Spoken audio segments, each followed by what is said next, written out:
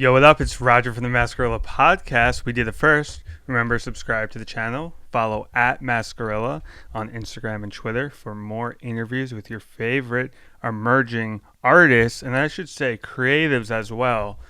Because today, in the studio, we got...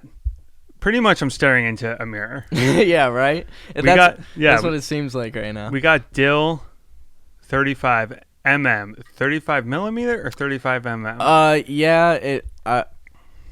You would say a DILL35mm, I guess. That's how... DILL35 mil. Yeah, because it's like you 35 gotta millimeter. You gotta change your Instagram handle to that, because that's fire. Well, it's like millimeter. That was just like what was going through my mind when I made it, you know? And I never like expected to do it, like be a photographer or anything. It just kind of rhymed and like just put it together. So that's how that came So about. when you like are on a set or something and you introduce yourself? Dill. Yeah. We're here with Dill, who, if you can't tell, if you're not watching this on video and you're listening to it on Spotify or something, we look exactly alike. Yeah, pretty similar. Our hair length's actually like spot on too. We're gonna take a lot of photos together after this, because it's absurd. I was just saying, a lot of people compare me to Cam from Cuff Boys, but we just both have red hair. We actually look exactly the same. Yeah, I've gotten Cam a few times, but like on Instagram, I get tagged in multiple photos, like Glow Up Jake from Lyrical Lemonade. Yeah, you do look like him. He and I get like tagged, each other tagged in like multiple photos all the time. He was on the podcast years ago. Oh yeah? Yeah, that's my boy. Me, you, and him have to stand together. Right? He doesn't have red hair, but it's like one of those things, like if you mixed him and you, it'd be me. If you mixed, right. Yeah, I saw you. I forget. I literally hit you up because I was scrolling through my Instagram stories, and it was like, I forget what it was. It was like a Juice Wrld photo or Suicide Boys photo or something, and you were in the background. Oh yeah. I was like, what? I don't remember being there with the Suicide. Like literally, I'm not kidding. Like I was like, oh shit, and then I looked at it closer. I was like, what? Who is this? Yeah. Landed on your profile. I immediately knew all your photos. I was like, awesome. I didn't know that's what he looked like. That's crazy. Yeah, I don't like to really post a lot of photos of myself on my Instagram. Like, it's never been like a thing. I like to show my artwork rather than myself. I like the art to get the credit. Right. And if you want to see photos of Dill, just go to Instagram.com/Mascarilla, and you can get a close enough look if you see photos of me. It's there pretty you much, go. It's, pretty much the same thing. So you're a photographer. You're the first photographer on the Mascarilla podcast. The first photographer I've interviewed. I've been doing this for like 12 years in various interview forms, blogs. Well, Wiggy was on here, right? I wouldn't say he's necessarily a photographer. He's more known for his videos, but yeah, he did in the DMs. Yeah, he did the in the DMs. I might have forgot about that. Thank you for reminding me. No, but you're the first like photographer, yeah. But also you're doing videos now, right? I'm trying to dabble in, like trying to get more into the directing field rather than just like being a videographer that shoots music videos. I want to really like direct videos. And it may take a little while to get to where I want to be, but I'm down to get there, So you're pretty far down the path right now. Let's take it back. You're from the Orlando area. Yeah, I grew up in Tampa, Okay. Florida. I went to high school in Tampa, Sun Lake High School. And then I moved to Orlando when I was like 17. Right out of high school, because I graduated when I was 17. And I was a wakeboarder back in the day. Me and my cousin are like... It's interesting. There's a wakeboarder that I'm sure people also confuse you for. That looks Bob Sylvan. Yeah. Yeah. I remember when he had boy. his show on MTV. Yep. And people were like, oh my God, you look just like the kid on MTV. Yeah. I guess.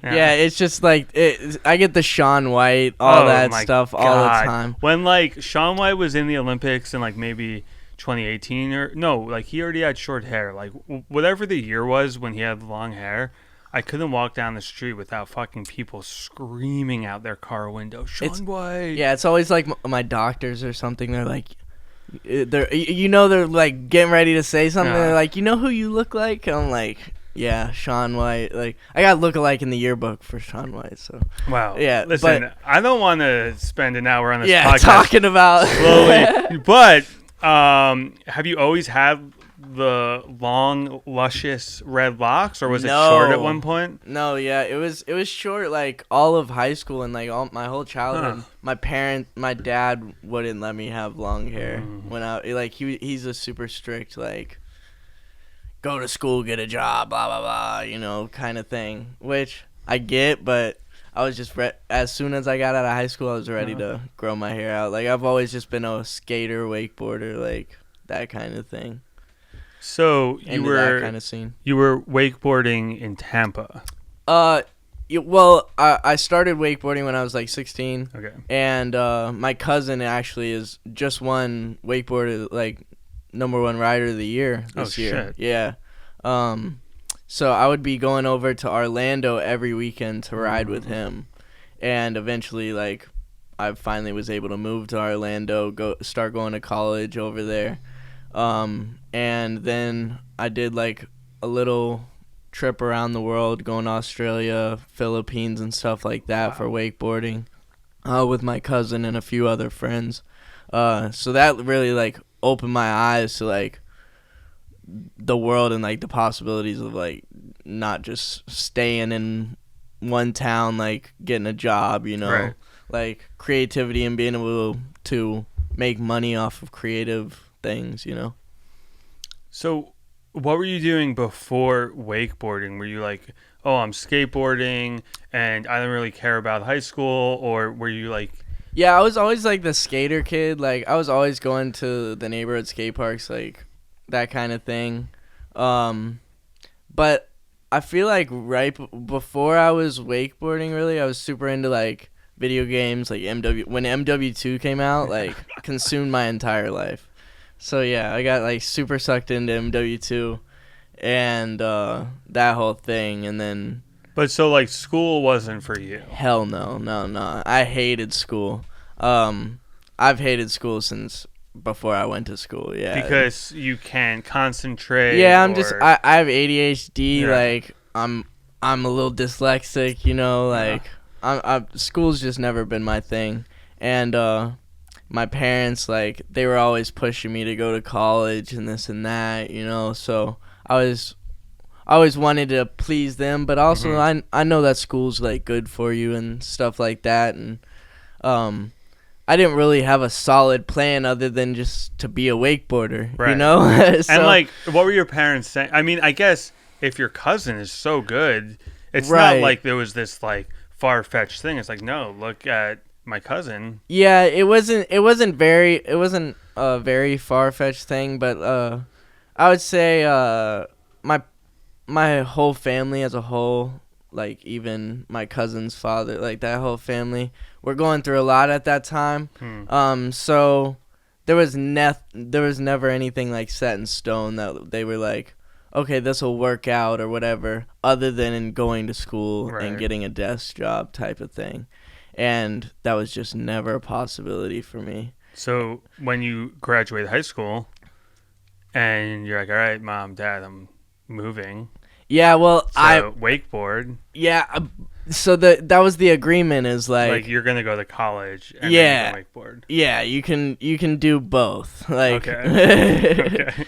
And so that was cool. Like I was able to do that, and they helped me out with like rent and stuff around that time when I was still going to school and stuff, because I was like, I'll go to school, even though I didn't want to. I gotta imagine you weren't really going to class.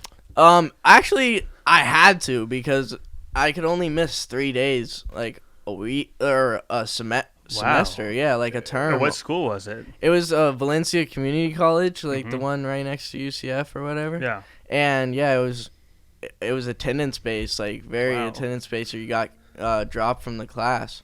So I was always there. Yeah. But was I always paying attention? Not always. How long were you in school? I got my bachelor's degree. Oh, okay. Yeah. And wait, so how old are you now? I'm 24. Okay. Yeah. Okay. You look younger. Yeah, I do. I thought you were going to be like, well, I'm still in school. Nah. So during that time, you're getting your bachelor's degree. You're traveling all over the world. Well, yeah, I did that one trip, so it was just a 9-month trip. It was just a 9-month trip. Well, yeah. A full year. It was just, I'm saying it was just a full trip in one of, I did 3 months in Australia, 3 months Philippines, and then I came back, and one of my friends from Australia came over, and we traveled the U.S. making a wakeboard video, like a full-length wakeboard video, 45-minute film. And that really, like, inspired me and, like, opened my eyes to a camera, like, interesting. And all these people are, like, always getting pictures taken of me for wakeboarding and stuff like that. I got sort of interested into the camera thing. And I kind of, like, started to lose touch with wakeboarding a little bit, I felt like. There wasn't much money in the sport anymore. A lot of sponsors were dropping and stuff like that. And right now, wakeboarding is, like, at an all-time low, honestly. Like, it's very sad. So I got hurt. I tore both my shoulders, and I was just kind of bored, didn't know what to do, and picked up a camera, I guess. That's crazy. It is such a vicious sport. You're fucking just yanking your body around. That's You're literally the holding onto word that for fucking it. thing Yeah. and just Yeah, that's the word for it, crazy. is yanking, because, like, snowboarding or all those other things, you're not being pulled by a rope, So you're being pulled by that rope, and then you can catch an edge in the water and just fully yank everything out. Yeah. I do like the idea that wakeboarding, since the rope is involved, and you can use a tow or whatever. What's it called? Oh, well, we have a cable. Like, I was a cable wakeboarder. Yeah. You can ride cable behind a boat, or there's multiple ways. You can ride a cable anywhere. You can, like, ride in a pool or something if it's long enough.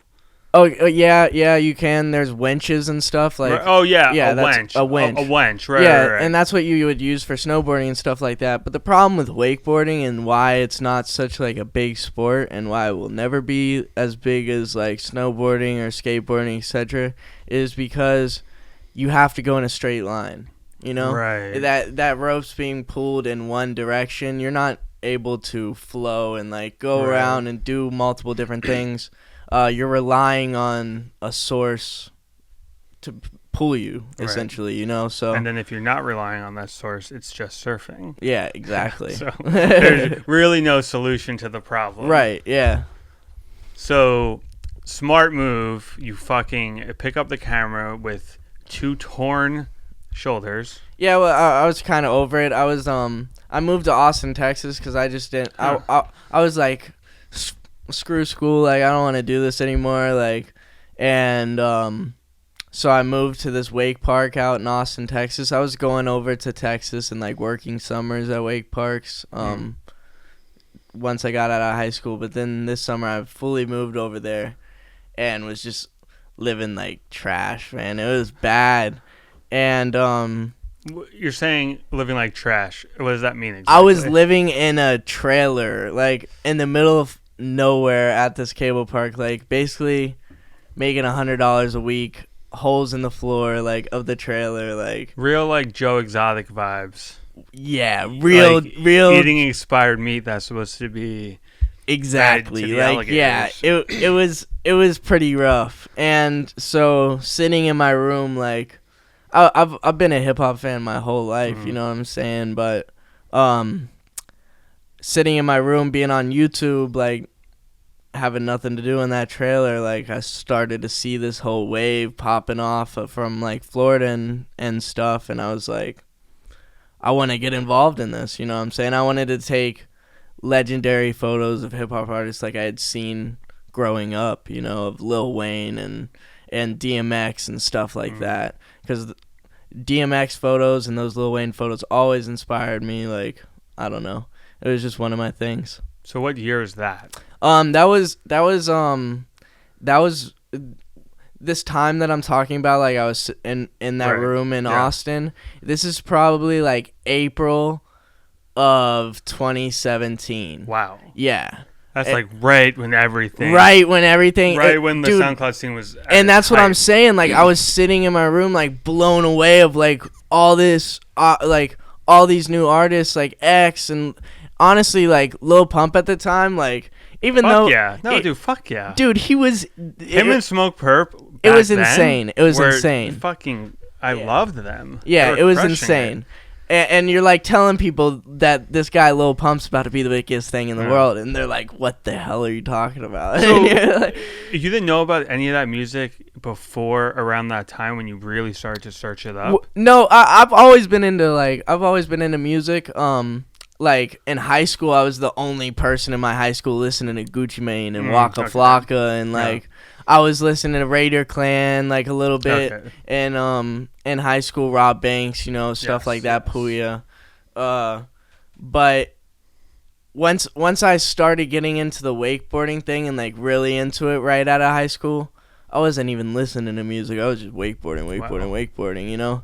So, and then when I went overseas for those 9 months, I totally didn't listen to anything. You just like unplugged. Literally, when I got into the car from the airport, when I got back to America, my friends were like, "Excuse me, have you heard of Lil Uzi Vert? Have you heard of Lil Yachty? Have you heard of Kodak Black?" Like the whole freshman, they named the whole, and I'm like, no. Like, who are these guys? And then they just played all this shit, and I'm like, mind blown. And then you saw the Cypher video, and you were like, "Oh, right, this is it for me." Yeah, it was just a whole jam packed of like those 6 months. That year was just like mind blowing for me of like the potential I saw, And it's also interesting that you're from Florida, right? You're from Orlando, who's from the Rolling Loud guys are from Orlando. Yeah, Tark's a bit from Orlando. And X did his whole thing out there, Ski and all them hot boys from Orlando. Mm-hmm. Yeah, Orlando had a good scene for a while. So did you move back like right away? You were like, "Oh, I need to get back over there." Yeah. So what happened was, I really saw right when I saw Trippy coming up. He had like 30K, 20K, something like some super small number on Instagram. I saw he had a show in Orlando, so I like hit him up, and I was like, "Yo, we should do something." Blah blah blah. He's like, "I got a show in Orlando," so I literally like packed all my bags and moved back to Orlando. Okay, so let's break it down. At that point, you hit him up on Instagram, right? I was hitting up everybody. Are you already taking portraits? What kind of camera do you have? Like, what does your Instagram look like when you're hitting up these rappers? Nothing. It had like wakeboarding clips. It just me and my friends like partying wakeboarding, like just at the after party of just us hanging by a bonfire or something like that. Skateboarding, my friends skateboarding. The camera I shot all my photos of like X and those early photos of Trippy and stuff on was a $3 camera that I bought from a thrift shop in Austin, Texas. Wow. Yeah. And it's a film camera. Yeah. It's just a point and shoot film camera, little Canon. And what film were you using at the time? Just like the cheapest shit I you was find just at the store? Literally, I wanted it to, and that's how I always wanted my, like, I never saw myself as a photographer at first. So I just wanted to capture moments, and so I always loved the disposable cameras. So I would just buy the regular 400 film that was just like the disposable cameras, but I was able to pop it in and pop it out. It was cheaper, essentially, than buying disposable cameras every time. So you started hitting up all these rappers. Trippy's the first one to really respond. Right. So you go back and I don't to even Orlando. know if it was Trippy or someone close to his team. It was maybe Chris or Sonny or someone like that that replied to me and was like, or Goose the Guru. I think it was Goose the Guru. And they're like, "Yeah, we have a show. Pull up." I did that show with them in Orlando. 6ix9ine was with them.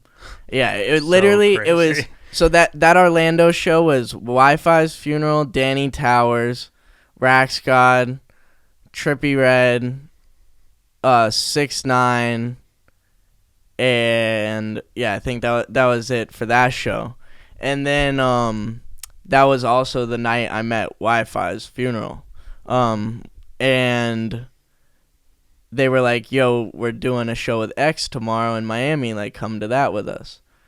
So I was like, all right. So the next day, I pulled up on Wi-Fi and Danny and all of them, and we all went to Miami for that show.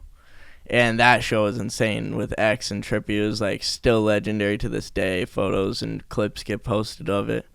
And that was, like, really the first night that I met everybody. You know what I'm saying? Like, Danny was the first artist that I ever took a portrait of. Wow. Yeah. And so that was, like, really special to me. Or, like, it's special to me to this day, you know, because Danny's such a close friend of mine. That the nicest guy, too. Right, dude. So fucking he's nice. such a nice guy, and I'm so proud of, like, everything that he's gone through and, like, Platinum accomplished. plaques. Yeah. It's insane, man. Like, he really got it out the mud, like, the definition, Literally. you know.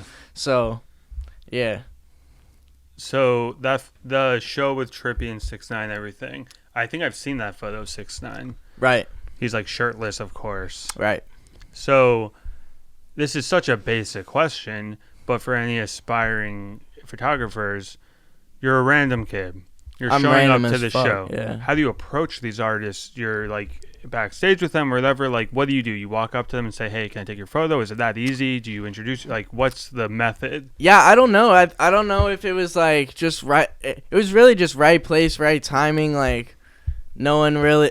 These people weren't big. Yeah, like, they were like nobodies at that time. It was like a 200-person show. Yeah. You know what I'm saying? So I would just do what I normally do now and just treat them like a normal person.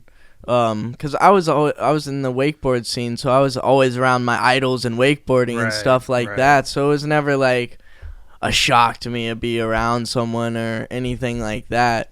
Yeah, I would just walk up and be like, "Yo, can we take a few photos or whatever?" and let them know that I actually fuck with them, and, you know, like, tell them a few things that I know about them, whatever, you know, yada yada, to know that I'm not just some random person trying to just get the photo for clout or whatever. Yeah. Or just be a weirdo trying to, like, hang around and like, stand by them. And I mean, so all of this is like one weekend pretty much.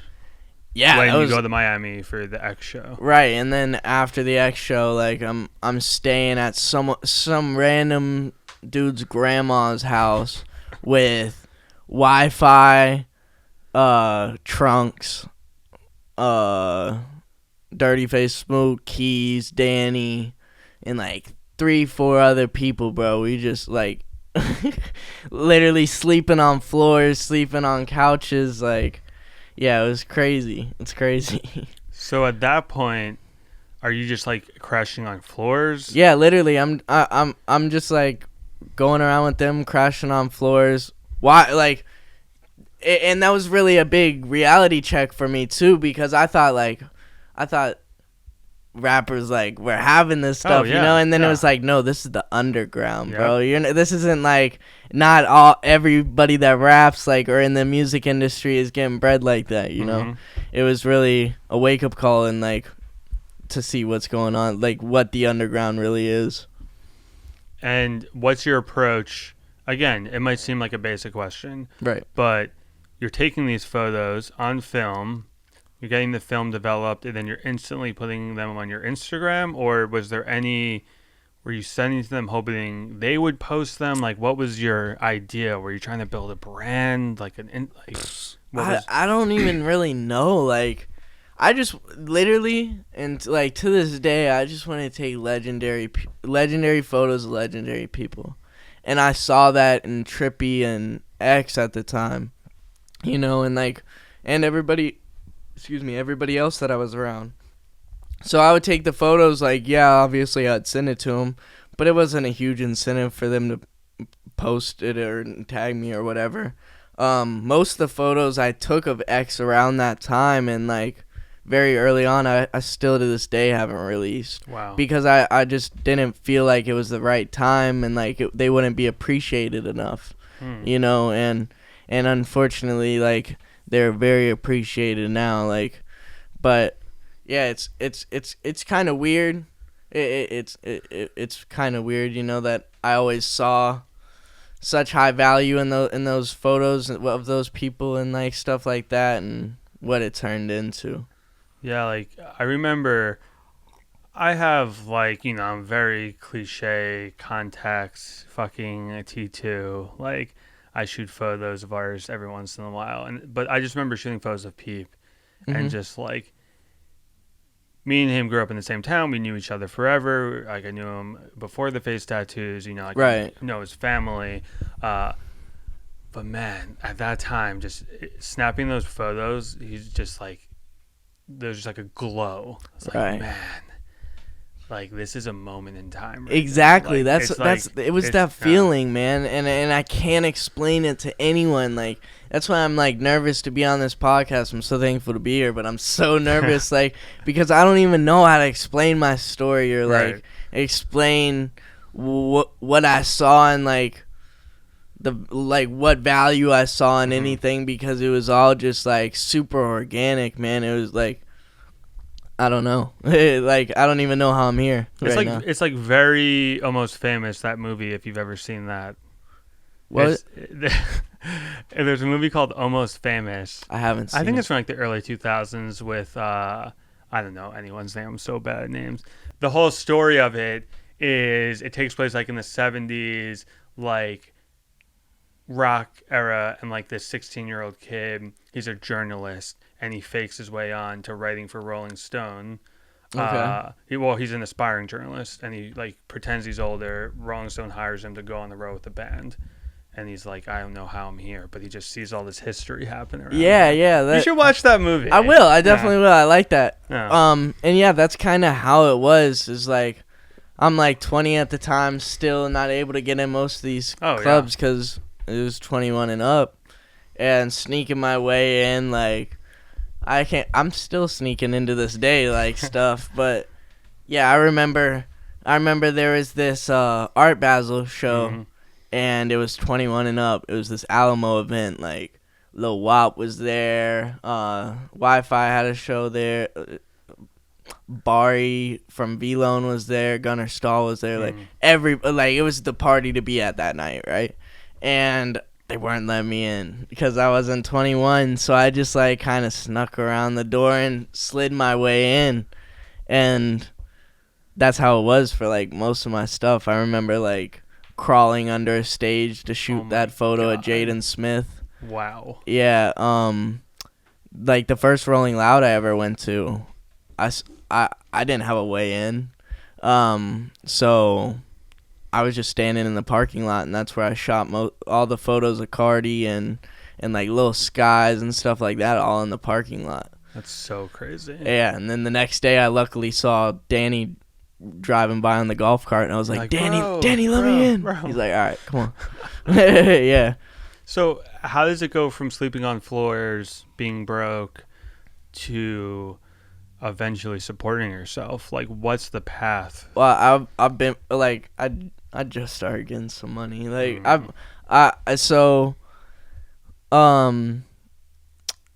I never took this stuff seriously or like thought this was ever gonna be really a thing.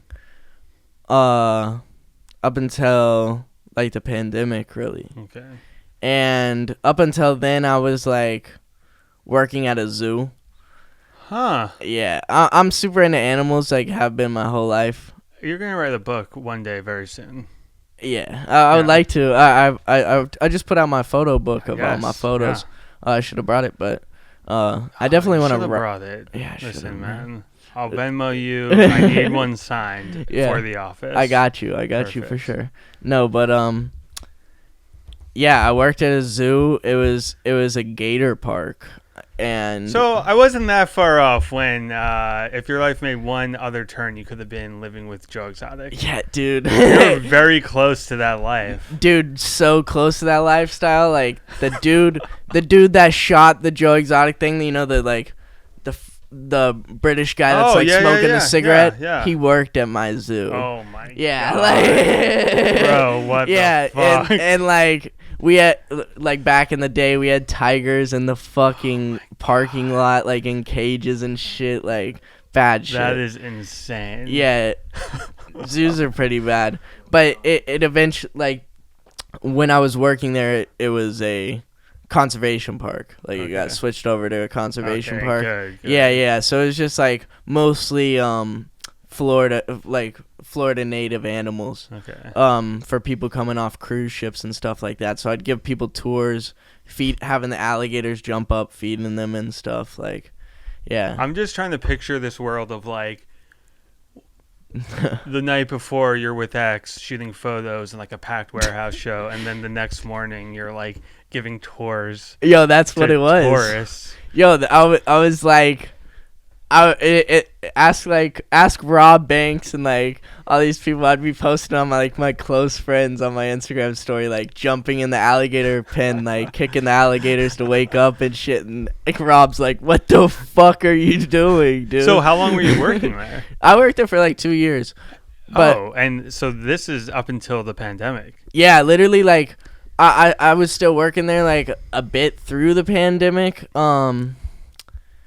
Because we did that show in New York with Danny. I don't know if you remember that. It was, like, right when COVID, like, got announced, really. Like, It was right when COVID dropped. Yeah, right when they dropped COVID. Right when fucking Fauci. Yeah, so I was, like, it. I was working at the zoo for probably 5 months into COVID. Like, Wow. up until, like, August. Because on the 4th of July, DJ Scheme and his girl hit me up to, like, come hang out for the 4th of July down in Miami. And this was 2020. right. 2020, right? Yeah. That was, like, my first step in, like, to coming down to Miami and, like, feeling the vibe. And I was there for a week, just, like, going to the Rolling Loud studio, working with everybody. And then Ski came to town, and he was working on his album. And Ski was like, "Yo, I want you in the studio, like, documenting all this stuff, yada, yada." Wow. So then I just kind of was in my, like, going back and forth to Miami so much that I quit my job at the zoo. And because I wasn't getting much hours anyways because of the COVID restrictions that they had going on. So, yeah, I was, like, couch surfing in Miami for a good 6 months. Just shooting But at ski this point, couch surfing in Miami is a little more nice. Oh, it's way nicer. You're in, like, Schemes. Okay, yeah, so or whatever on the water. Not to mention Gabe was in that. It was back at that X show. Gabe was there, like, sleeping on the floors with Gabe, that stuff. And now we're in Gabe's 40th floor penthouse, looking over all of Miami. And times have changed for real. And no, it was crazy, and it was the beginning of Gabe starting his album Family, and he was like, "I want you around for that as well." We came to LA for a month and recorded for his album Family, and also the Rolling Loud album. That's not a thing yet. It's still in the works. But yeah, and eventually it just kind of made it. I had to move to Miami at that point, Like, it didn't make any sense for me to live in Orlando anymore. It's interesting. I just met you, however far into this podcast we are, like 35 minutes ago or whatever it is. I would have to imagine that a big reason for your success is that you weren't a weirdo. You weren't, like, hanging around these rappers and be like, "Man, like, I'm broke. I need to get paid." Like, they saw you working at a zoo, and you're, like, a very endearing person. You're funny. You have a good personality. And it's like, oh, this is, like, someone that's hustling like us and, like, wants to make it, not just, like, a kid who wants his dream to come true in 2 months, and then he's going to go on Twitter and be like, man, they're scamming me. They're not paying me. I'm sleeping on the floor. They're like, no, he's just like us. Yeah, never that. And for the longest time, I didn't want to make money in the hip-hop industry. And that's what I was saying. Like, for the longest time up until, like, I moved to Miami, basically, I was not worried about making money in the hip-hop industry because I had so much fun taking these photos, and like I was doing so well that I didn't want that like work where you have fun type of thing going on, you know? Right. And so you didn't want your passion to become your job because exactly. It might not be fun anymore. Exactly. And it got to a point where it was a very natural transition. And so when you go to Miami, and then Scheme's like, I want you to come to LA. What does that mean for you? Are you getting paid per week? Are you getting paid per photo shoot? Like, how does it work for a photographer? So how that happened was we were just in Miami working, whatever. And Gabe was planning to go to the Juice Wrld Conversations video with the motocross riders and stuff, Axel Hodgins' place. And it's like 3 a.m. at the studio at Rolling Loud. It's me, Tark, whatever, Ski, whatever. And they're just waiting to go to the airport early in the morning.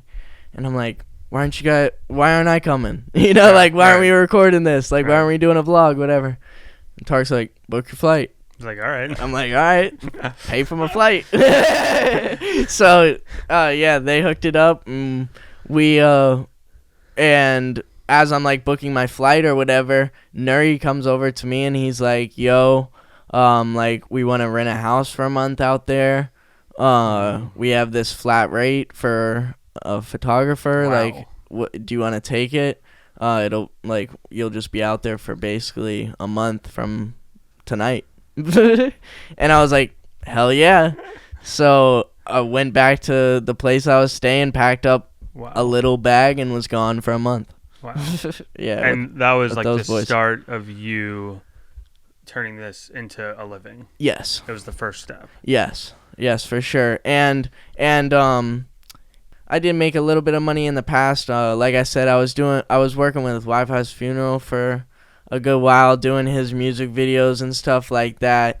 And Tark was actually his manager at the time. Right. Yeah, so I was able to be close with Tark from the very beginning. You weren't on that Wi-Fi's Funeral tour in like 2017, were you? No, I started I was working with Wi-Fi like halfway through that, and then like after that was a real big thing.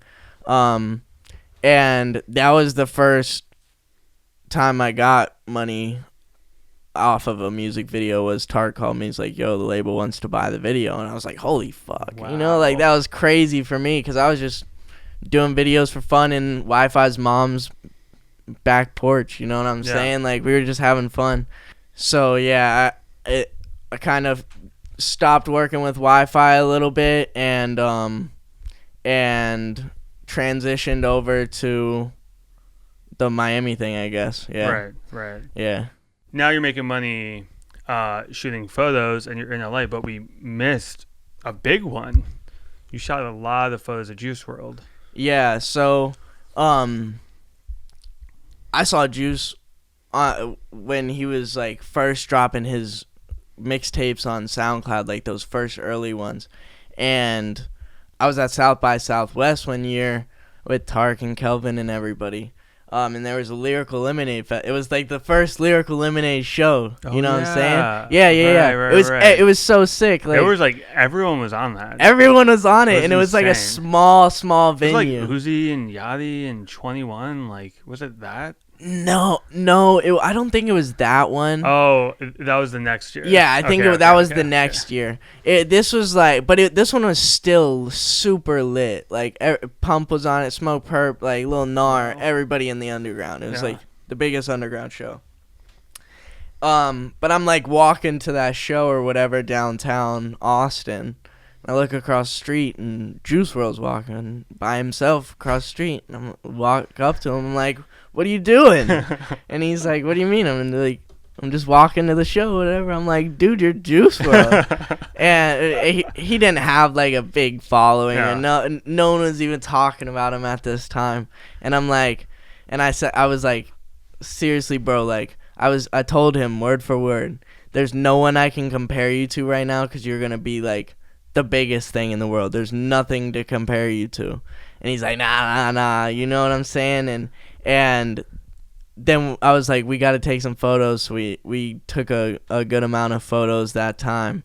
And then I saw him like a month later once he dropped All Girls the Same and all that stuff. He's on tour. Yeah, just immediately. Yeah, and I go backstage and I'm just like, I just point at him and he's like, I fuck with you. You know what I'm saying? Because I was like, I was the biggest Juice Wrld fan. Like before the whole glow up of Juice, like. See, again, still the biggest Juice Wrld fan. But being genuine, you run up on him, not like, bro, let me get a selfie for Instagram. Bro, fucking follow me on Instagram. Bro, do this, do that. Bro, I want you to hear. You're just a genuine person showing your love. And then when you see him again, you can be like, bro, now we know each other. Yeah. Let me take some see? Right. Man. Yeah, no, that's but that's how it was. Like, I've never seen these people as like these big artists. I've kind of seen them as peers from the beginning, of just like, I've watched all these people come from nothing, you know what I'm saying? Exactly. So it's like, I'm so proud of them, like, honestly. Yeah. And I've watched how them struggle and like get to these accomplishments, so it's like really cool for me, you know what I'm saying? Like, I'm so thankful to be in the position that I am, to be able to watch what I do with these artists, you know? Yeah. Like, to see the Juice Wrlds come from nothing, to see the X's doing shows, doing 200-person shows, you know what I'm saying? Like, it's insane. It's insane for sure. And I actually never got to shoot Pete. I was supposed to shoot him the week before he passed. Oh, wow. Yeah. Where? In Miami, I had a show in Miami. Oh, right. Yeah, and at the time, like, I wasn't a big, like, no one knew my name, and I was, like, hitting up Kelvin. Shout out Kelvin. And Kelvin was, like, not answering or, like, he was just, like, playing me a little bit back then, you know what I'm saying? So wait, who's that? Kelvin, he works for Rolling Loud. Oh, he does the lineups for Rolling Loud. Oh, and everything. Okay, He's the GOAT. Right. Okay. Yeah, but that was the early stages of me being like, "Yo, Kelvin, let me shoot. Let me shoot Rolling Loud. Let me shoot this. Let me shoot that." Because they'd run Dope ENT too. Right. So that was all the shows in Florida. Yeah.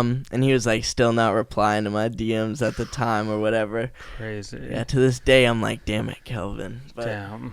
You were one text away from fucking completing the trifecta of Juice, Peep, X. Yeah, man, it's so sad. It's so sad. It's surreal. It's like weird to sit here with someone like you who knows the history just as well as I do. Right. Yeah. And I've seen you like coming from all that stuff too. Like, very proud of like what you have done, like, and what you've accomplished as well. Because it's crazy for all of us, bro. Like, we're all just chasing this dream to get where we are right now. You know. So yeah, it's like, one, thank you. But yeah, I mean, like, I always felt like I don't make music, but I had a similar path as all these artists. Right. That's how I feel as well. They might be way more successful than me, but I'm pretty damn fucking successful in my own right with the label and the festival coming up and everything. And it's like, I don't know, it's just like that closeness you feel. So then when you get close with these artists who just fucking die so young when they had so much more to give. And now, like, we're sitting here and, like, we were there in all these moments and they're just gone. It's like, oh, I can't even believe it. It's so fucking weird. No, you can't really put into words. It's honestly, like, just something I'm going to tell my kids about. Yes. You know what I'm saying? Like, that's really what it is. It's like, I got that special moment, like, to be able to talk to, like, that legendary moment of, like, watching them come up that I'm going to be able to tell my kids about, you know? And they were such great artists. would to see what they would be doing right now is just unreal to think of. They're really the Kurt Cobains and the Biggie Smalls and the Tupacs of our generation. Facts. Like, no ifs, ands, or buts. They're gonna be. Their names will never die. This is an insane segue to that point of like being those artists for this generation. Some kid just hit me up on Instagram, and he was like, "I'm starting music, and I'm taking a voyage." Oh, taking a pilgrimage to LA, and I want to meet everyone that Peep worked with, and I want to follow in his footsteps. And I first read it, I was like, this kid's a fucking idiot. Because Peep didn't follow in anyone's footsteps. That's why I was Peep, but you can't follow. But then my second thought was like, oh, this is such like a... I remember like being in high school and like kids were weird about Kurt Cobain. Like, right. oh, like I want to go to his house and do this and do that. And like I want to fucking like smoke a cigarette and put it out in my arm in front of... Like... Now that's happening like with Peep, X, and Juice, and like it's gonna happen for the next fucking 75 years. It's like just like Cole Bennett said on the Juice documentary. Like it's such a beautiful thing knowing that every minute of every day for the rest of your life, for my life, everybody like in this room's life, every minute of every day someone's listening to a Juice or an X song. Yeah, you know what I'm saying? Yeah. And that's just a beautiful thing, I think. And they're going to keep inspiring and helping people get through any issue, you know, that people are going through. Facts, 100%. So, 2020, you're in LA. What was it like being in LA and living in this house and working with these artists? Dude, it was really like the first time I was able to... like see what a tour would be like, or like being on the road would be like, or hunkering down and like what it takes to make an album, honestly. Because I had always just been going to school, working at a zoo, taking photos, you know? Yeah. And now I'm like in a mansion in LA in a studio house and Trippie Redd's recording in the closet, you know? Yeah. So crazy. Yeah, it's pretty crazy. That was such a good time, man. Like, despite everything, just being able to spend that time with like with Gabe, DJ Scheme, and Nuri, and Kelvin and Tark when they came out, like just spending that time with the boys and being out here to spend time with the FaZe guys and stuff like that. It was just a good time. Yeah. And what is very inspiring and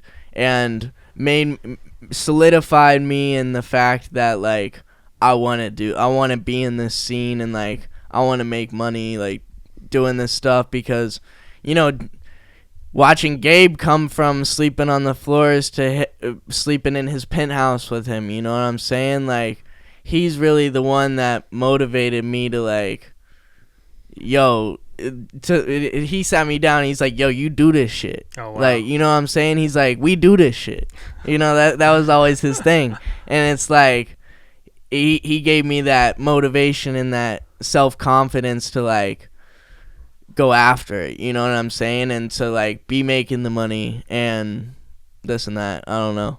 But yeah, he definitely inspired me, and that trip was very inspiring as well, like to just see how everybody moves and how an album is made, period.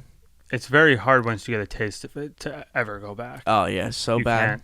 You're like, oh, I was just in this mansion and I was around all these famous artists and like I'm right here with them. How am I going to go back to the zoo? I got to work 100 times harder now to make this my life forever, not just for 1 month. Exactly. Yeah, and so getting back from that, once I got back from LA, that was right after that was the live streams for Rolling Loud. Oh, yeah. When they were doing the live stream festivals, and there were like 5 of those, right? In the course of like a year, not even, or like 6 months. Or something.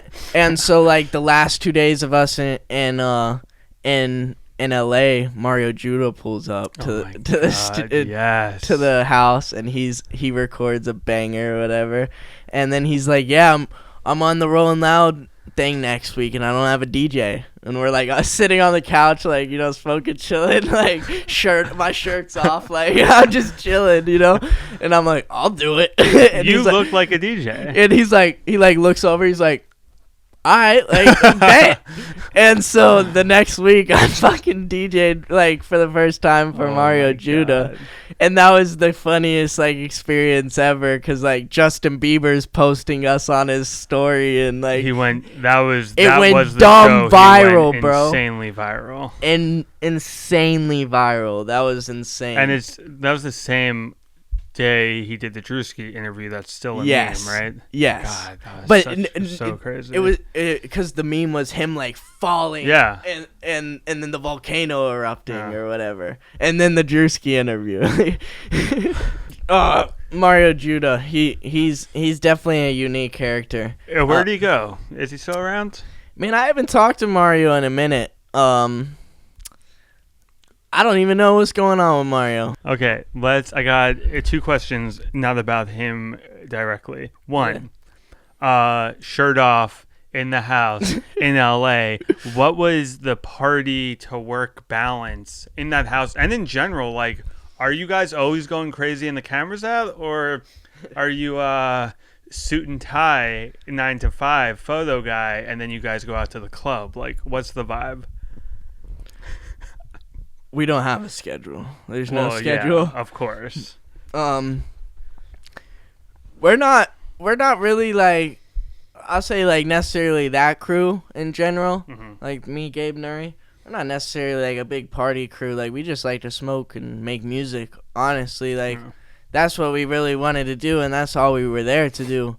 Yeah, we'll go pop out here and there, just show face, have fun a little bit, but we're never trying to, like, party, you know, like smash walls in and no, that's wasted. Not, we're trying to chill and, like, and make history, you know. Like, that's really the people I want to be around, is the people that are, like, worried about the future and, like, working towards something, you know what I'm saying? We can party in between and everything, and there's celebrations for this and that, but I'm not here to party, you know. I'm here to get work done. What was the craziest story from that house? Craziest story from that house?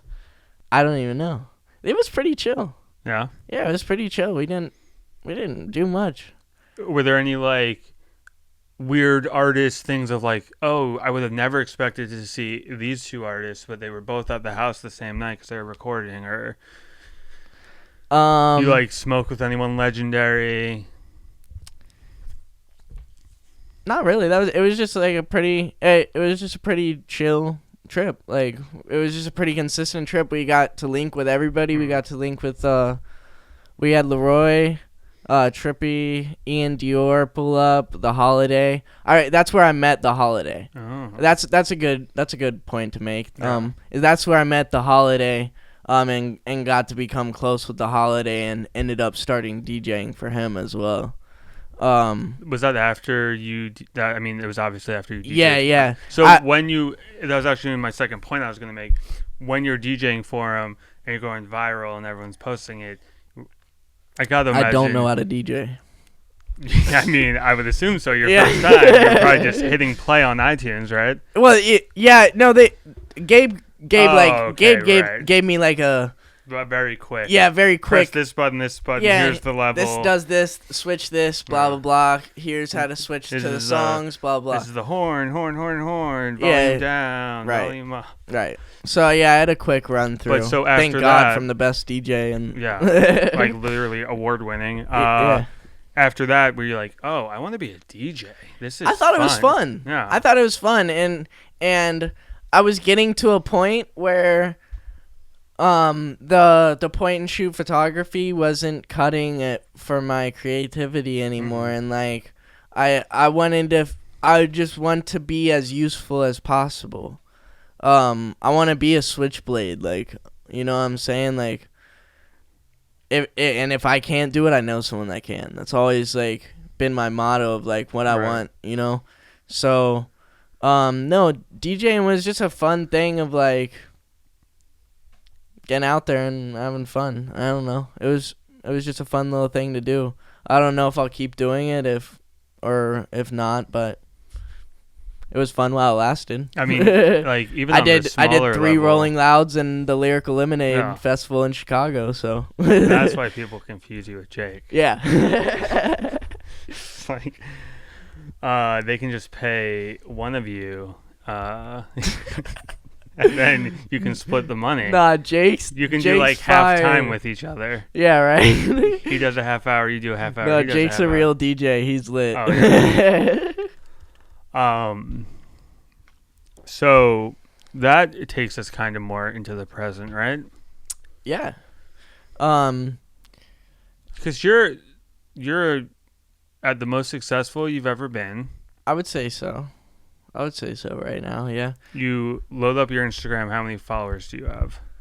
I like 45K right now. I think I just hit 45K like yesterday or something. And like I would say there's Gunna who's like, oh, he's so fucking famous. Yeah, but then it's really, I feel like it's like only you who's taken portraits of this many A-list stars.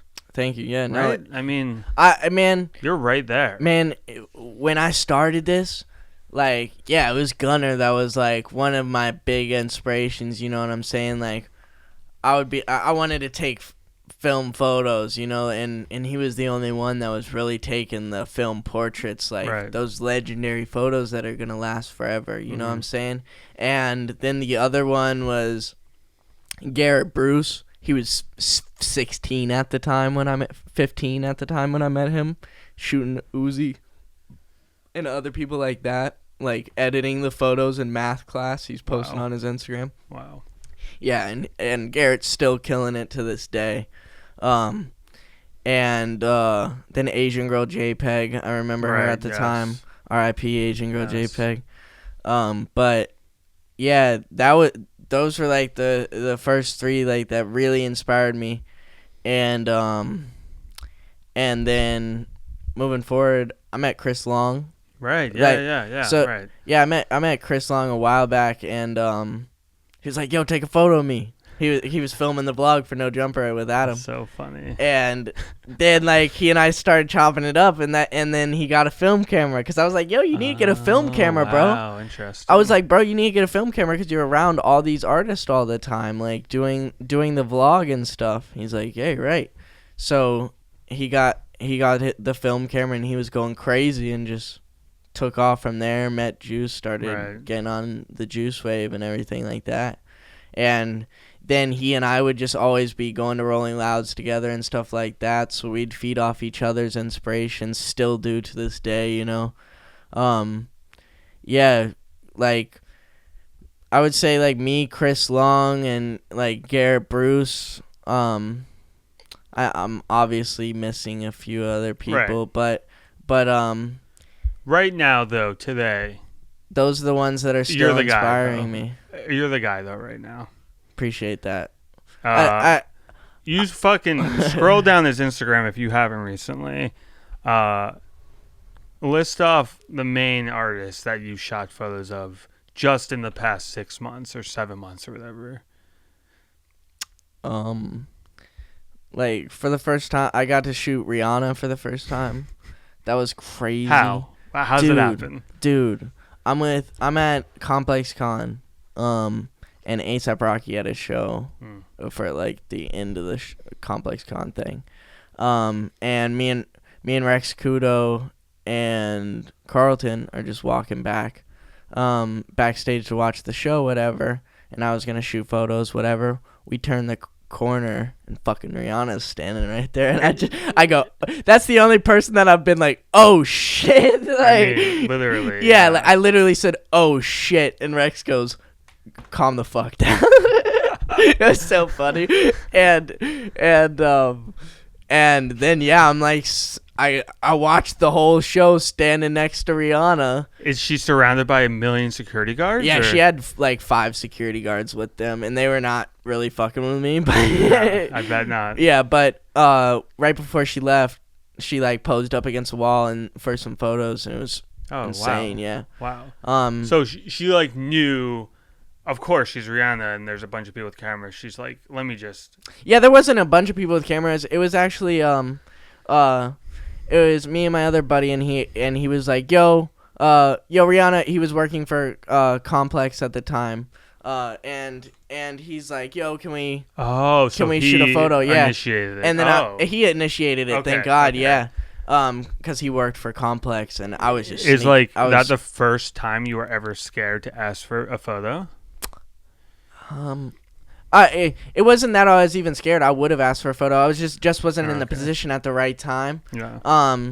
And then once he took the photo, I asked for my photo, and that's when I got mine. Yeah. Wait, right here. Wait. Yeah, that kind of thing. And Jesus Christ. Who would I say? The person I was scared. I'm scared of Gucci Mane. You're scared of current day Gucci Mane? Yeah, right? Yeah, he seems like such a nice guy these days. Yeah, but I know, he's such a fucking legend and intimidating. Yeah, he's very intimidating, and then I finally asked him for a photo. Like, it was the Miami Rolling Loud that just came back. Yeah. And he had just come through security with him and his wife. And it was it was just them standing by themselves together. I was like, this is the best time to ask him for a photo because I wanted them together, him and his wife. So I really like couple photos and stuff like that. That's how that's kind of my thing. But I went up and asked him for a photo, and he goes, "Not right now." I'm like, what other time than right now, man? Like, literally. And it just kind of broke my heart because Gucci Mane's like such a legend to me. But I'll get it. I'll get it one of these days. Is that the only person who's ever said no? No. So what I've been experiencing lately is Don Toliver. I love, when Don Toliver first started coming out, I loved Don Toliver. Like, I was like, I can really make some great photos with him. So the first time I go up to shoot him, he agrees to he's like, yeah. And as I go to take a photo, he goes, that's enough. And I didn't even take the photo yet. Second time, he agrees to take the photo. That's enough. I didn't even take the photo yet. Third time? Events? Third time. Wait, hold on. Are these three separate times? Separate festivals. Oh my god. Three separate festivals, bro. And I'm just like, were there other people snapping photos around? No. It was only you and him. Yeah, and it was just so awkward of just I feel like he's a troll or something. He can't be seriously saying this. I don't even know, because I like to get my photo right, you know what I'm saying? I'm not just going to go boom. Right. Yeah. And so you're standing there well, it's not like I'm taking forever. I'm there all right, square up. Yeah. 1, 2, boom. Right. I get to 2 and it's like, whoa, that's enough. Oh, because he thinks you're holding a digital camera and you're boom, boom, boom, yeah, boom, I'm sure he thinks I'm holding a digital camera and just going yeah, but I'm just trying to take one photo, dude. The third time it happened again. I'm just whatever at this point. Yeah. Was there any at the third time? Was there any thought in your head of hey man, by the way, this is the third time I haven't gotten a photo of you? Or no, you're just I'm just over it. I don't give a shit. No one cares about a photo of him anyway. Yeah, no one fucking cares. No, I would love to shoot with Don Toliver, dude. Incredible, catchy music. Yeah. Don't care about seeing a photo of him. Let's be real with ourselves. But I think he and I can make some great art together, and that's just the disappointing part of it. But it's whatever. It'll happen eventually. That's why I'm never super discouraged about it, because at the end of the day, I'm gonna get hit up to do BTS for one of their music videos or something like that, and that's what I've really been loving to do recently. Is instead of going to these festivals and just getting the portraits here and there, I'm able to be on set with these artists and have lighting already done, a set up. Because when you're at the festivals, everyone has a film camera now. Everybody has a film camera now. Everybody's trying to get that portrait. The photos. Yeah. Or you're lining up a shot and someone then, comes up next to you and takes a photo. Oh my god, dude. It's just like, yeah, the people don't really have the camera courtesy anymore. And also, people see you, they see Gunner, they want the easy way. They want to run around the festival and take 30 photos and put them up one by one on their Instagram. Like, oh, now I'm going to do a photo book and be rich and famous. Like, no, you got to work for Joe Exotic first. Yeah, dude. No, it was never like that. Like, it was never like, oh, I'm going to become famous photographer. Like, I'm going to take these photos and make a photo book, blah, blah, blah, yada, yada. It, like, all just kind of happened, you know what I'm saying? And, like, once I started building these photos and, like, I did realize, like, I had legendary photos that could never be taken again. Yes. Like, I'm like, obviously I should start investing into a book because that's what that really, like, solidified me, like, telling myself, like, I do this shit. And, like, and like, that's what really meant a lot to me, was being able to hold that book. There's a lot of photos that I should have taken that I missed out on, you know? And are there any photos you actually took and they come back blurry or fucked up? Because that's my least favorite part about film. Also, I'm not a great film photographer, but I'll shoot an entire roll and I'll get, like, 2 good photos. Let me think. Like, I'm pretty good with it, especially because I got a point and shoot camera. Yeah. So it's kind of hard to fuck that up, but I definitely have a few times. I've been pretty lucky though that the important ones I've really stuck, like gotten good. I'll say there's one of Juice and Thug together that I wish was way more clear. But it's just the lighting on stage and the smoke and everything. Yeah. It was just like the elements that were going on in the photo that is the reason that it's blurry. It wasn't really my fault necessarily, I wouldn't say. Right. But, yeah.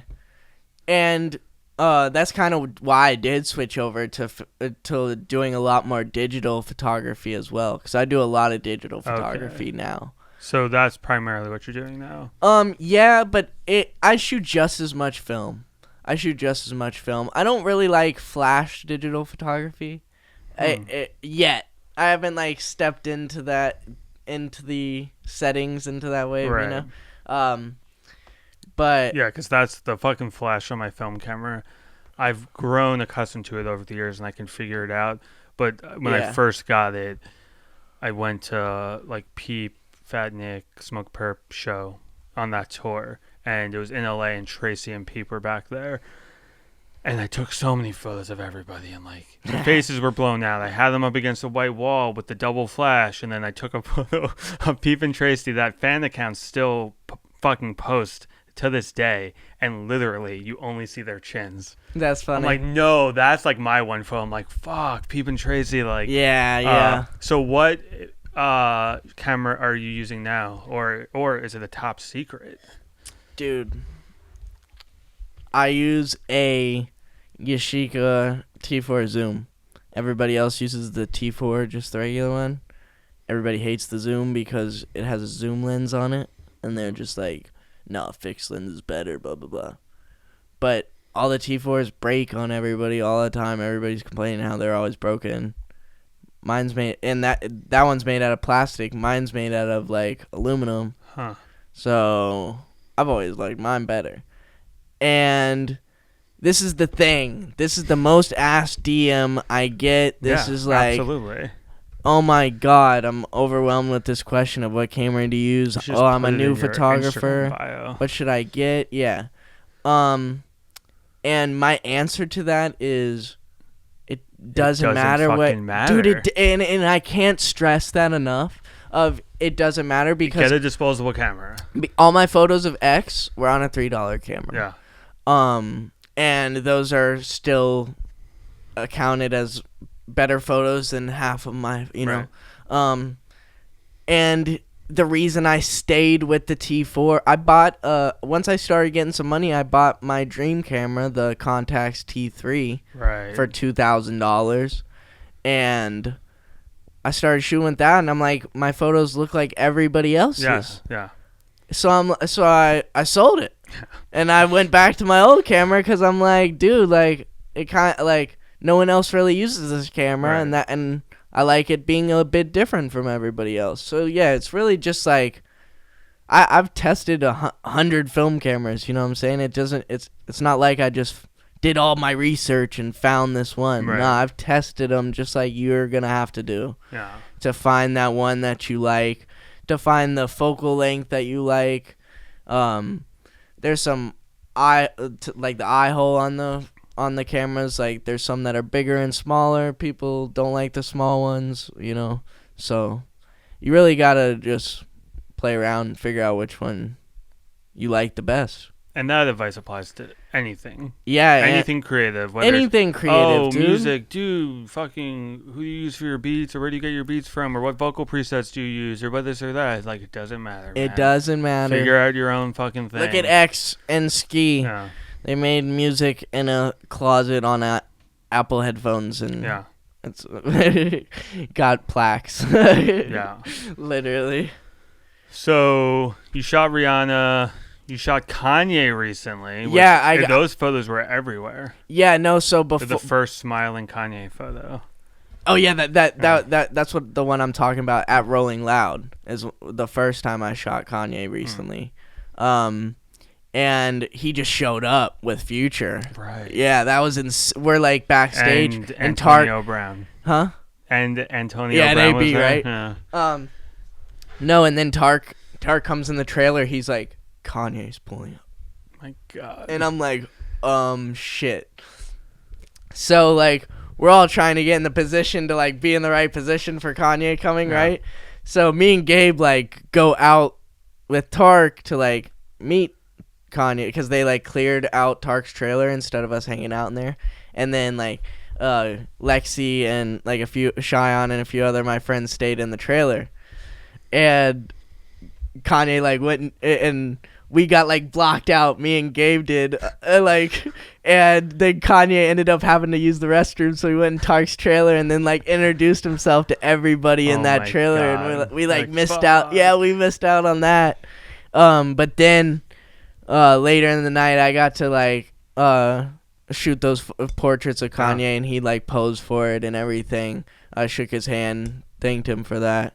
Was there like no one? So how does that happen? This is crazy. This is the biggest artist in the world. You walk up to him. Does someone say, "Hey man, shoot a photo of him"? No, he just that's his whole thing right now. Is he's like, I got no security. Like that's Justin LeBoy right there. You know, like that's all he got with him is he Justin. Is like fucking 6'6" though, so he's got a 6'6" guy around him. Yeah, it's not like he don't got someone around him, but it's still Justin LeBoy. You know, yeah. So still, respectfully, it's still Justin LeBoy. It's still Justin LeBoy. So you're just like, hey, yay. Yeah, and he knows what time it is, you know, like he's he's like on his job there. He's at a fucking festival, he's in public. He's very ready for it. And so yeah, those were amazing. They were so good. Thank you, man. Like, that was such an accomplishment for me. And getting those photos back, like you said, you don't know how they're going to come back. Nerve-wracking. Dude. I'm like literally that was the only ones that I was like freaking out to get back and like scared to like look at, you know. God. And then I see him and I just like stood up. I'm just like at my desk by myself in my apartment. They're in just focus. Like, yeah! Yes, his head is cut off. Yeah. It's so, I mean, when you get photos like that back, at this point, you're very successful in building your brand and, you know, everything has a purpose. So those Kanye photos, what's the thought process? Is it, I'm going to immediately put these on my Instagram? Is it, I'm going to make prints and sell them? Right. Or I'm going to make a t-shirt? Or yeah, so it's, well, I'll start with like, when I first started posting photos, it was like, I was just trying to post like consistently like good portraits of different people all the time. And now it's gotten to the point where it's like,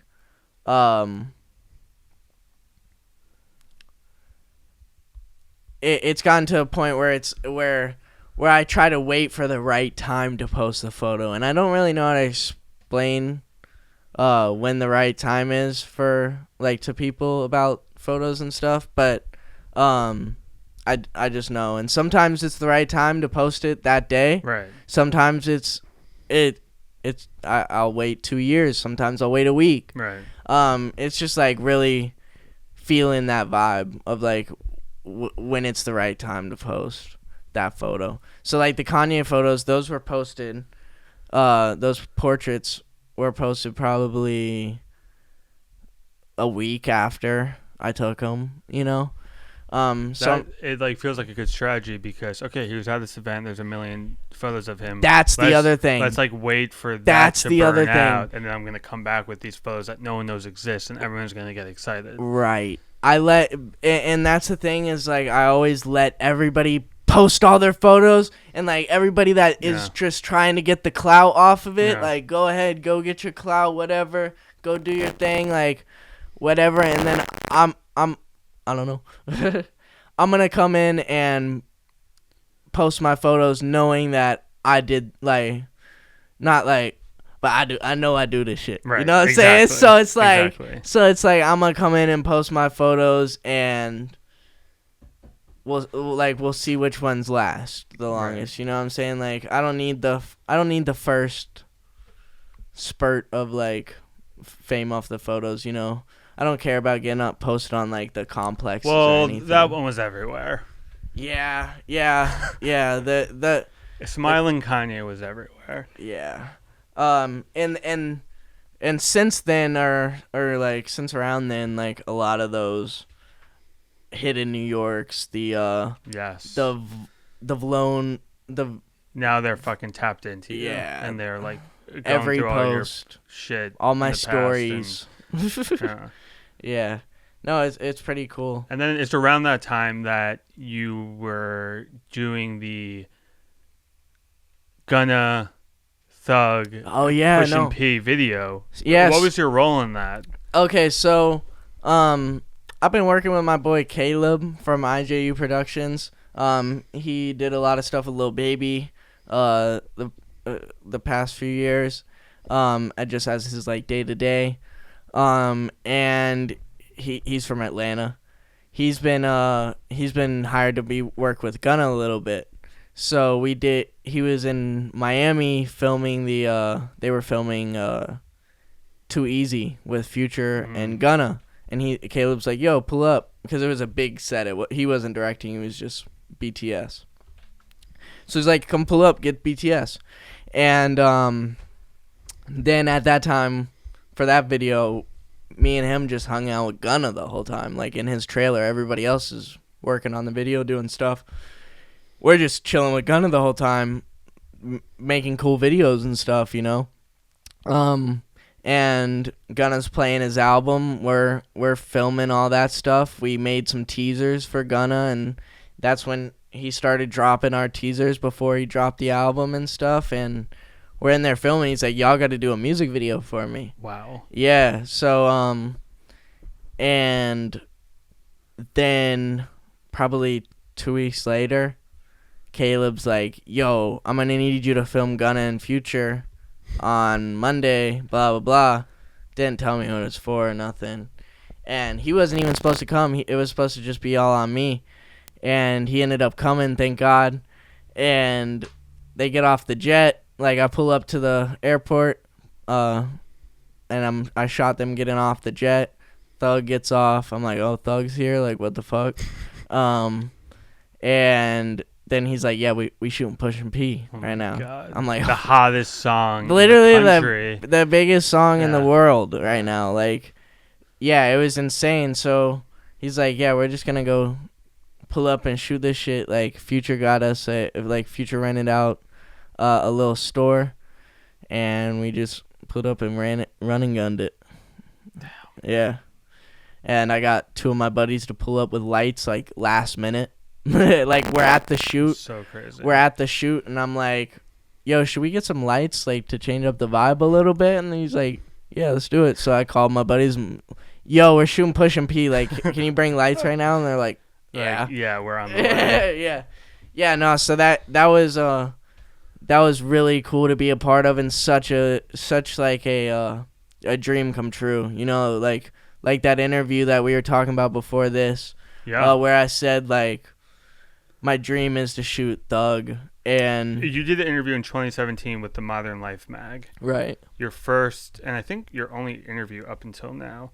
And that 2017, if you've been listening to this podcast, is right when you started. Exactly, and one of the last questions is, what are 3 things you want to accomplish? Make enough money to do photography full time. Be hired on as a personal photographer for an artist. Take a photo of Young Thug and Tyler, the Creator. Yeah, I haven't gotten Tyler yet. You've done everything else on the list. Yes. What are 3 things you want to accomplish now? Now? I would still really love to shoot Tyler. Okay, so that's 1. Yeah, so, but not just, like, any shoot. I would love for, like, to shoot Tyler, like, have a full photo shoot with Tyler. That would be insane. I haven't even thought about Tyler, because people keep asking me, like, who haven't you shot? And it's like Drake. One person, right? Drake. No, I have shot Tyler. Oh, but it was, so this is a story with Tyler. It was after Rolling Loud at an ASAP Rocky like midnight rave party. Right.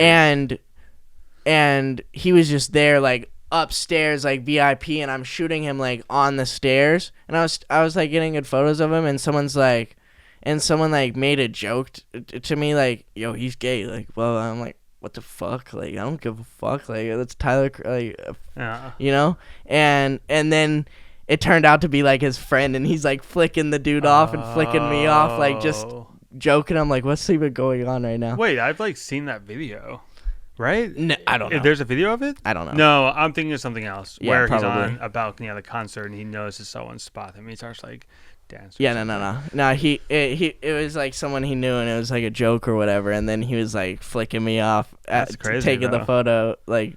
But still, like, you want to actually, like, shoot yeah, him. with that him, dude, like, yeah. He's so... Bro, he's so creative, and, like, he does everything, bro. He's so cool. He's, like, as close to Kanye as it gets. Right, yeah. In that sense of just creating his own world. Right. It's like... I feel like it's, like, Kanye, him... than Lil Yachty.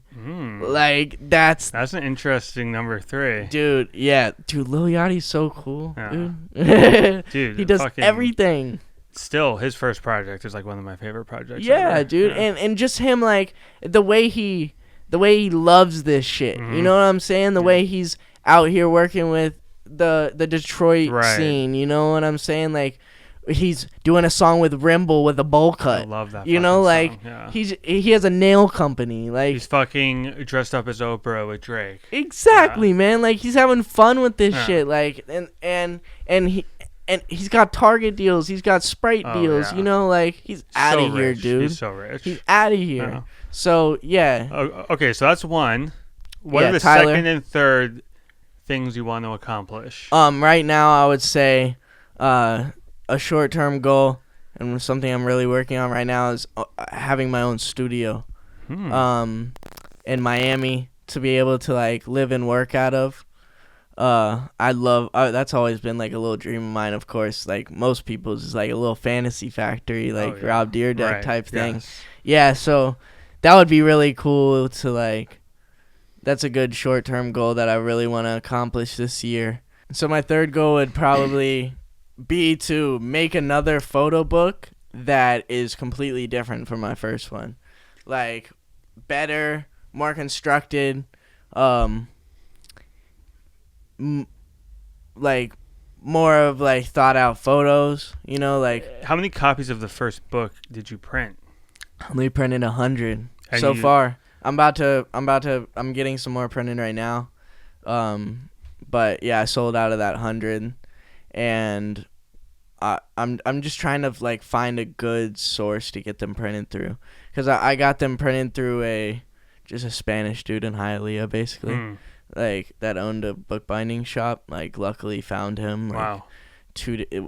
I made the book and got it printed in 3 days. Wow. Yeah. It's, again, I assume kids who are listening are like, a photo book, it's just a bunch of photos in the book, but you actually need to lay these things out. and come up with a design choice. Right. And No, and there's so much more that goes into it besides like here's a photo. Right. Yeah. No, and definitely like, and that's what makes a good photographer. I've been really studying like, just like how rappers are supposed to like look back at the OGs and like whatever. I've been like really studying OG photographers and like realizing what actually makes a good photographer and like what's just hot right now. Right. You know what I'm saying? What's going to last forever and like what's a good constructed idea and what's not really. And for example, like even though my book is just all point and shoot photos, it's all point and shoot photos. You know what I'm saying? Right. Like it's I stuck to one idea for that thing. Now I want to come up with a different idea for that next book of just it's not just like point and shoots, you know, just run and gun point and shoot. I want to like actually work with these artists, have studio shoots, you know, stuff like that. More professional, thought out photos. So that's the third goal. Yeah. We've been recording for a minute. For a minute. We're at such a good point to end this podcast. However, more questions. I'm ready for it. I was actually concerned with this interview. I thought I wasn't going to be able to have enough questions, especially since like there's no really information about you. I can't research that much. I can talk to you for 5 hours. It might be I feel like because that too. I'm like, you know, I love just like looking at myself. No, I think it's just that we've experienced the same thing. We've experienced the same thing, and it's like it means so much to me, and I know it means so much to you as well. I can't believe I haven't met you before. Right? Yeah. We're gonna be good friends after this. For sure. No, but that's what I think it is, and that's why I do have these connections with like other people as well. Is like I really love this shit. Yeah. And I can tell you really love this shit as well too. And that's why we're like, even though we haven't met, we've experienced the same things separately, and we've devoted our lives to this very specific thing, this scene, this subset. And now we're both kind of leaving, you know, going into a new, more mainstream whatever at the same time, really. Yeah. But okay, so random questions. You're a famous photographer now. Wow. You're at Rolling Loud or you're crazy. Somewhere public. People know what you look like with the red hair. You're very easily spotted. Is it annoying? Everyone must come up to you and be like, yo, Dill, can you snap my photo? No, it's more like, are you DILL35MM? And I'm just like, yeah, yada. But and I love that, dude. I love when people come up and like chop it up with me. Yeah. But I mean, but on the other hand, fans. I'm saying like, no, other photographers. Oh, okay. Yeah. Like it's mostly just other photographers. Oh, okay. I don't really have like many like. It's not. I don't get really noticed like in the crowd type stuff. It's more backstage with like photographers, you know. But like I'm saying, more like C-list rappers are probably running up on you, and you're like, "Fuck, I only have 3 more shots in this roll." Like, dude, leave me alone. I'm not taking your photo. Yeah, but I mean, at the same time, I never put it on display or like. I'm very. No one's really gonna come up and be like, "Yo, take a photo of me," because I'm just gonna be like, "Hold on, blah blah, yada yada." Yeah. Or you just like hold the camera up. Yeah, and but you I don't fake hit the button. Right, like, I got you, dude. I don't have to deal with that too much. And the other thing is like what I was saying is like a lot of photographers come up to me and be like, yada yada, but dude, I'm so socially awkward. Like I have really bad social anxiety. I wouldn't be able to tell by this 2-hour podcast we're recording right now. But like, especially when I'm shooting, like, yeah. Especially when I'm at a festival, like social. And you're so like focused. Everybody's around me, and I'd be high. Yeah. But yeah, I don't know. That's really it. You got anything else you want to talk about? No, I'm just really thankful, like, to be in this position, to be able to be here, and for like everything, like everybody that has been supporting me over the years and is still supporting me now. Like every DM and every comment that people are like, yo, you're going crazy or whatever, like I'm so wrapped up in like making sure I'm elevating that I'm not really worried about like all that. So that affirmation, like, it hits a good spot, you know what I'm saying? So I appreciate like everybody that's been reaching out recently. And I just plan to keep going further and taking bigger and better photos. Reality, you know what I'm saying? Just keep hustling, keep doing what I'm doing. I don't really plan to change too much, but you've seen a lot of artists on their rise, and you've identified that they're going to be superstars soon. Oh yeah, I have as well. I'm telling you right now, right here, you're out of here. Thank you, man. You're fucking on such a clear path. I can see it so clearly. You're going to have a fader cover soon. Fuck You're yeah, going to be that'd be shooting sick. these videos. You're going to have photo shows. Like, you're not up next. You're right now. And I'm super excited to see what that, happens man. over the Yeah, next year, the thank next you. 5 years, the next 10 years. I feel like we're going to be old 60-year-old men one day standing in a fucking museum exhibit or something about like this whole scene. Like, That's the reason why I do the shit I do. Man, The do you reason remember? the reason I do this shit I do today is so I can be that 60-year-old look in that museum looking back at it. You know what I'm saying? And we'll have gray hair, but we'll still remember when it was red. Dude, I'm getting some already. Yeah, No, shit. no, never that. Thank you again for coming on, man. Thank you for having me, man. This has been awesome. Thanks for letting me ramble on. Yes. Until next time.